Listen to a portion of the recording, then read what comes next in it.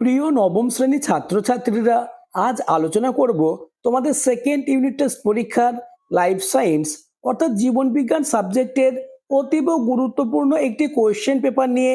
তাই ভিডিওটি প্রথম থেকে শেষ পর্যন্ত দেখো, কেননা তোমাদের পরীক্ষায় এমন প্রশ্নপত্রই থাকবে। শুরু করছি আজকের আলোচনা। দ্বিতীয় পর্যায়ক্রমিক মূল্যায়ন 2026, ক্লাস 9, বিষয় জীবন বিজ্ঞান, পূর্ণমান 40, সময় 1 ঘন্টা 30 মিনিট। বিভাগ ক, দাগ নম্বর 1, সঠিক উত্তরটি নির্বাচন করো। অর্থাৎ একের দাগে তোমাদের 5টি এমসিকিউ প্রশ্নের উত্তর দিতে হবে।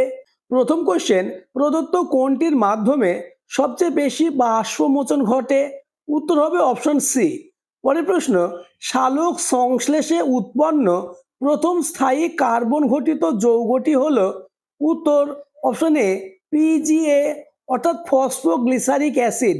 পরের প্রশ্ন, সালোক সংশ্লেষের ফলে উৎপন্ন উপজাত অক্সিজেনের উৎস হলো? উত্তর অপশন বি H2O অর্থাৎ জল। ক্রেবস চক্রের অপর নাম কি? উত্তর অপশন বি TCA চক্র।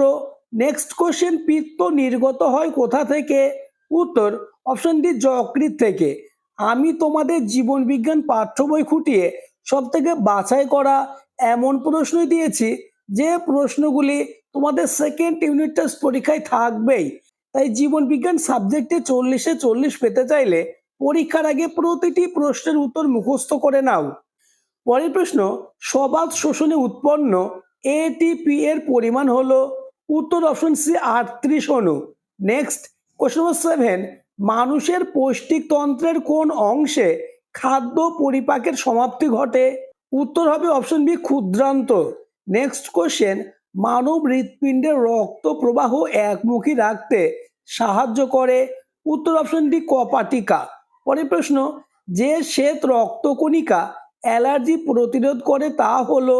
উত্তর option D eosinophil. Next question নম্বর 10, পত্র রন্ধ্রের খোলা ও বন্ধ হওয়ায় সাহায্য করে? উত্তর অপশন এ কে প্লাস।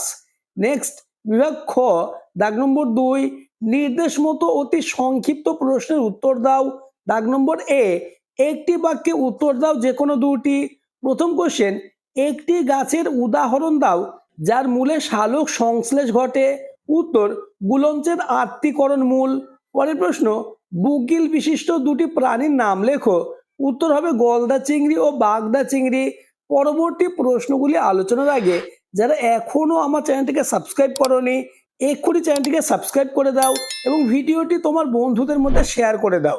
পরের প্রশ্ন, কোহল সন্ধানে অংশগ্রহণকারী উৎসেচকটির নাম কি? উত্তর হবে জাইমেজ। নেক্সট কোশ্চেন নম্বর ডি, নিচের সম্পর্কযুক্ত শব্দ জোড়া দেওয়া আছে, প্রথম জোড়াটি দেখে দ্বিতীয় জোড়াটির শূন্যস্থান পূরণ করো। রক্ত জমাট বাঁধা সমান অনুচক্রিকা, শ্বাসবায়ুর পরিবহন সমান ড্যাশ। উত্তর হবে লোহিত রক্তকণিকা। পরের প্রশ্ন, এ শ্রেণীর রক্তে উপস্থিত অ্যাগুটিনিনের নাম লেখো? উত্তর এ শ্রেণীর রক্তে উপস্থিত অ্যাগুটিনিন হলো অ্যাগ্লুটিনিন বি বা বিটা। পরের প্রশ্ন, সালোক সংশ্লেষের আলোক দশা কোথায় ঘটে? উত্তর সালোক সংশ্লেষের আলোক দশা ক্লোরোপ্লাস্টের গানা বা থাইলোকয়েড অঞ্চলে ঘটে। পরের প্রশ্ন, দাগ নম্বর বি, শূন্যস্থান পূরণ করো যে কোনো দুটি। প্রথম কোশ্চেন, কাণ্ডে উপস্থিত ড্যাশের মাধ্যমে বাষ্পমোচন ঘটে? উত্তর লেন্টিসেল। পরের প্রশ্ন, ড্যাশ রক্ত তঞ্চনে সাহায্য করে? উত্তর vitamin K. Next question number C, একটি আংশিক পরজীবী উদ্ভিদ হলো ড্যাশ? উত্তর চন্দন। পরের প্রশ্ন, মল থেকে পুষ্টি সম্পন্নকারী প্রাণীদের বলা হয় ড্যাশ? উত্তর কোপ্রোফ্যাগস। নেক্সট কোশ্চেন, দাগ নম্বর সি, সত্য না মিথ্যা নির্ণয় করো। প্রথম কোশ্চেন, এসএ নোটকে রিজার্ভ পেসমেকার বলে? উত্তর মিথ্যা। নেক্সট কোশ্চেন নম্বর বি, রক্তে হেপারিন নামক তঞ্চনরোধক পদার্থ থাকে? উত্তর সত্য। পরের প্রশ্ন, কুইনাইন সিঙ্কোনা গাছের ছাল থেকে পাওয়া যায়? উত্তর সত্য। নেক্সট, মানব হৃৎপিণ্ডে একটি অলিন্দ ও একটি নিলয় আছে? উত্তর মিথ্যা। পরের প্রশ্ন, ও রক্তের গ্রুপকে সার্বিক দাতা বলা হয়? উত্তর সত্য। নেক্সট, দাগ নম্বর ডি, বাম স্তম্ভের সঙ্গে ডান স্তম্ভের সমতা বিধান করো। স্তম্ভটি দেখে নাও, বাম স্তম্ভে রয়েছে পত্রমোচন, মিথজীবী উদ্ভিদ, ট্যানিন এবং নেফ্রিডিয়া। ডান স্তম্ভে রয়েছে কেঁচো, ফিতাকৃমি, শিমুল, তেঁতুল এবং রাসনা। উত্তরটি দেখে নাও। এ এর 3, বি এর 5, সি এর 4 এবং ডি এর 1। নেক্সট দাগ নম্বর 3, নিচের প্রশ্নগুলির উত্তর দাও যে কোনো 5টি। অর্থাৎ 3-এর দাগে তোমাদের 2 মার্কের 5টি প্রশ্নের উত্তর দিতে হবে। প্রথম কোশ্চেন, এটিপি এর পুরো নাম কি? এডিপি থেকে এটিপি উৎপন্ন হতে কোন উৎসেচক প্রয়োজন হয়? উত্তর, এটিপি এর পুরো নাম হলো অ্যাডিনোসিন ট্রাইফসফেট। এবার প্যারা চেঞ্জ করে লিখবে প্রয়োজনীয় উৎসেচক এটিপি সিনথেটেজ। নেক্সট কোশ্চেন, পিত্তরসে কোনো পাচক উৎসেচক থাকে না, তবুও একে পাচক রস বলে কেন? উত্তর, পিত্তরসে অবস্থিত পিত্ত লবণ ফ্যাট জাতীয় খাদ্যবস্তুকে অবদ্রব্য পরিণত করে পরিপাকে সাহায্য করে, তাই পিত্তরসকে পাচক রস বলে। পরের প্রশ্ন, প্রয়োজনীয় ক্ষতি কোন প্রক্রিয়াকে কেন বলা হয়? উত্তর, বাষ্পমোচনকে প্রয়োজনীয় ক্ষতি বলা হয়, কেননা বাষ্পমোচন না ঘটলে যেমন উদ্ভিদ সঠিকভাবে রসস্ফীতি, মৌলিক পদার্থের চলাচল, খাদ্যবস্তু চলাচল করবে না, তেমনি অধিক বাষ্পমোচনে বিপাকীয় কার্য ও বৃদ্ধি ব্যাহত হয়। এই কারণে বাষ্পমোচনকে প্রয়োজনীয় ক্ষতি বলা হয়। পরের প্রশ্ন, তোমার শ্বাস পেশিগুলি কি কি? উত্তর, মানুষের প্রধান শ্বাস প্রশ্বাস পেশিগুলি হলো ডায়াফ্রাম, ইন্টারকোস্টাল পেশি এবং অন্যান্য শ্বাসযন্ত্রের পেশি।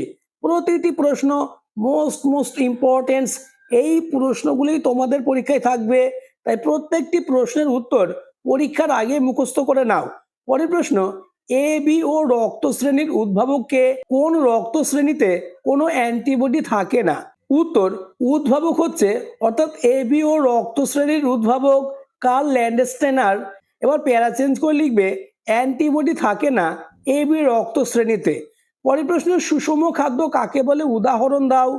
উত্তর, যে খাদ্যের 6টি উপাদান অর্থাৎ শর্করা, প্রোটিন, ফ্যাট, ভিটামিন, খনিজ লবণ ও জল গুণাগুণ অনুসারে উপযুক্ত পরিমাণে থাকে এবং যা থেকে দেহের স্বাভাবিক পুষ্টি ও শক্তি পাওয়া যায় তাকে সুষম খাদ্য বলে।